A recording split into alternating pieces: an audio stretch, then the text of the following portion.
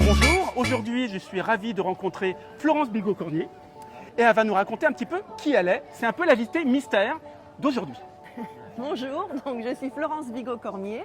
Je suis enseignante-chercheur détachée de l'Université Côte d'Azur pour développer les sciences au lycée français de Shanghai.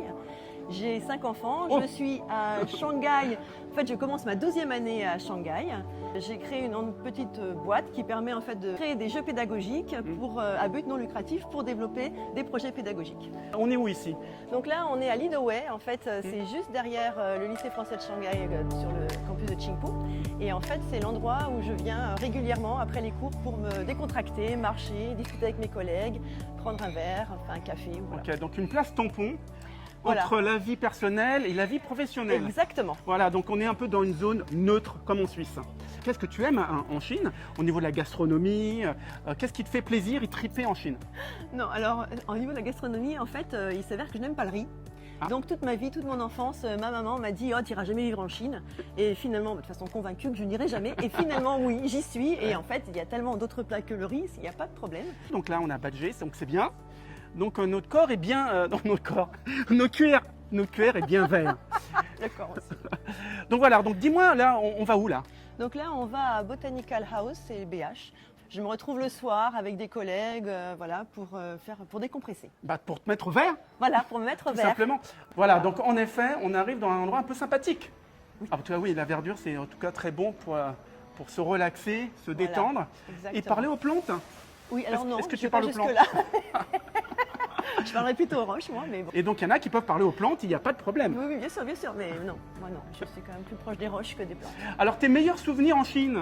Alors, c'est justement les sorties géologiques en montagne, soit avec les élèves, soit en famille, en particulier Dabieshan, qui est à la frontière entre l'Anhui et le Hubei, ou encore Tangchong dans le Yunnan, qui est tout près de la frontière birmane, où en fait on a une succession de plus de 80 volcans, dont certains encore actifs avec des geysers. Et donc voilà, c'est absolument génial parce que ça me permet en fait de montrer aux élèves ou à ma famille toute cette dynamique interne de la Terre.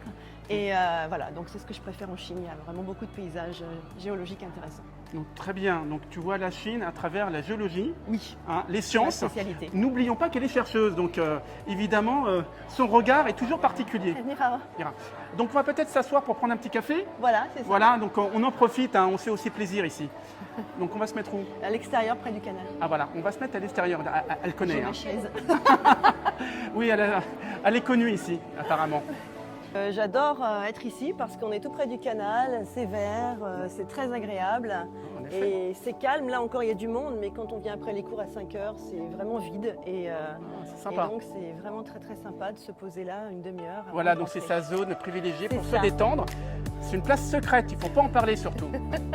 Et bien voilà, donc là on est autour de la table, tranquillou, et devant un thé aux agrumes, au citron, magnifique.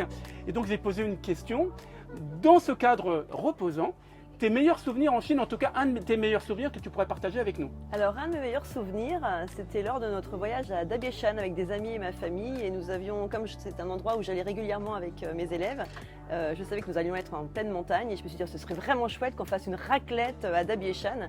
Et donc on a porté tout ce qu'il fallait pour pouvoir faire cette raclette, évidemment sauf les couverts. Et quand on est arrivé à l'endroit où on a fait notre raclette, on avait que des baguettes. Et donc on a fait une raclette avec des baguettes et ça a été très amusant et on a vraiment eu l'impression d'être bien adapté ici avec ce mélange de culture et on a trouvé ça extraordinaire. Voilà. Ah ben c'est clair, pour le coup, ta vie, tu l'as même pas la baguette, c'est le contraire. C'est ça. Tu as venu aussi peut-être la littérature. Alors, c'est pas forcément un livre en lien avec la Chine, c'est un livre en lien avec la science. Ça s'appelle L'univers élégant de Brian Greene. C'est en fait un livre qui aborde la physique quantique et la relativité de façon la plus littéraire possible et qui nous fait vraiment prendre du recul sur tout ce qu'on peut vivre ici ou ailleurs. Et c'est très très intéressant. Merci beaucoup pour cette interview. Merci à toi. De m'avoir fait partager cet endroit magnifique et surtout un autre cadre. Donc je vous dis à très bientôt pour une nouvelle émission d'Itinéraire. Bye bye. Au revoir.